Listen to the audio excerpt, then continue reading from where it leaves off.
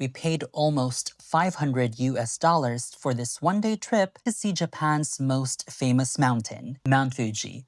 But there was one problem. Would it actually show itself today? Or would we spend the entire day chasing clouds? Watch until the end to find out. Yahoo! Welcome back if you're new here. My name is Pat, the ugly expat in Japan. Good morning from Tokyo, and today, my cousins and I are joining a one-day Mount Fuji sightseeing tour from Tokyo to Shizuoka.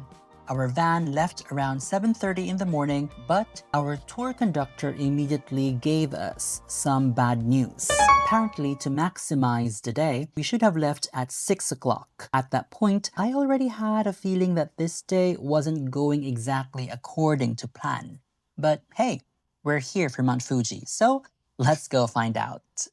Our first stop was Fujisan Yume no Ohashi Bridge, one of the trending Mount Fuji photo spots in Shizuoka. This place is famous because the bridge creates the illusion of walking straight toward Mount Fuji. At least, that's what it's supposed to look like. Unfortunately, this was our view. Clouds. Lots and lots of clouds. Mount Fuji was technically there, somewhere. The tour conductor encouraged us to stay optimistic and promised there would be more chances throughout the day. So we crossed our fingers and moved on. Next, we stopped at the Fujikawa service area and later at the famous Starbucks near the Fuji Five Lakes area. Surely this would be our moment, right? No, still hidden.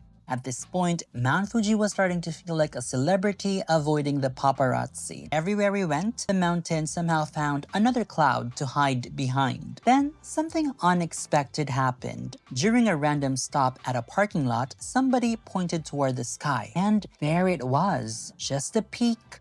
Not the full mountain, not the postcard view, but after hours of searching, even a small glimpse felt exciting. Finally, proof that Mount Fuji actually existed. Our next stop was one of the Lawson convenience stores famous for its Mount Fuji photo opportunities, and wow, the place was crowded. Tourists everywhere, tour bus were lined up outside somewhere. Unfortunately, Mount Fuji decided not to participate again. At this point, I was beginning to think the mountain was trolling us. After that, we visited Lake Saiko and Saiko Iyashi no Sato, a beautiful traditional village surrounded by nature. This ended up being one of my favorite parts of the trip. The scenery was peaceful. The fresh air was amazing. And yes, we managed to catch another small glimpse of Mount Fuji's peak. Not the full view we wanted, but enough to remind us that the mountain was still out there. We also treated ourselves to some ice cream because honestly, chasing Mount Fuji is hard work.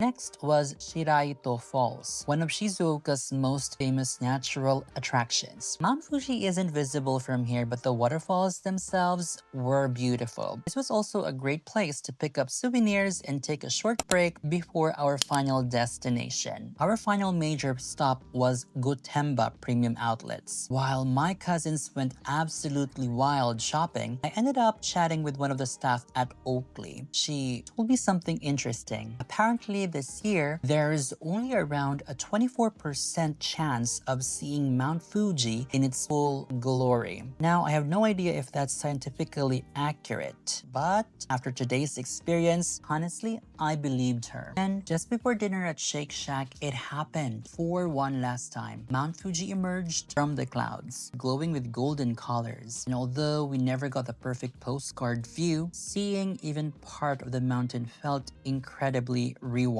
Originally, this one-day private tour cost us around 65,000 yen, but because our trip ran 3 hours overtime, we paid an additional 15,000 yen for the extension and transportation back to Tokyo. So, the big question is, was it worth almost 500 US dollars? Well, we never got to see Mount Fuji in its entirety, but sometimes travel isn't about getting the perfect photo. It's about the memories, the surprises, and the stories you bring home. And this trip definitely gave us a story. So tell me in the comments, would you pay $500 for a one-day trip chasing Mount Fuji? Thank you so much for watching, and I'll see you next week as we explore Disney Sea Resort here in Japan. Mata ne!